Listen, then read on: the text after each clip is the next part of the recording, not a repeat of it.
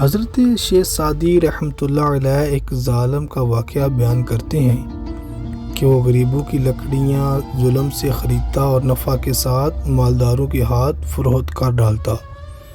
ایک صاحب دل اس کے پاس سے گزرا اور کہا، تو سانپ ہے جس کو دیکھتا ہے ڈس لیتا ہے، یا تو الو ہے کہ جہیں کہیں بیٹھتا ہے اجاڑ دیتا ہے؟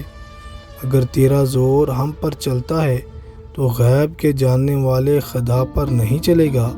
زمین والوں پر زبردستی مت کر تاکہ آسمان پر کوئی بد دعا نہ جائے۔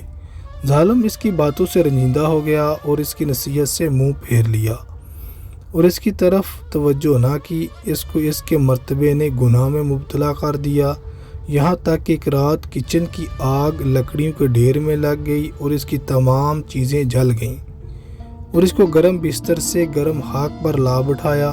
اتفاقاً وہی شخص اس کے پاس سے گزرا، اس کو دیکھا کہ دوستوں سے کہہ رہا تھا، نامعلوم یہ آگ کہاں سے میرے گھر میں لگ گئی؟ اس نے کہا، غریبوں کے دل کے دھوئیں سے۔ پس اے ظالم، زخمی دلوں کے دھوئیں سے بچ، کیونکہ اندر کا زخم آخرکار زہر ہوتا ہے۔ جب تک ممکن ہو کسی دل کو پریشان نہ کر، اس لیے کہ ایک جہاں کو پریشان کر دیتی ہے۔ ظالم کا ظلم ایک دن واپس اسی پر آ کر گرے گا۔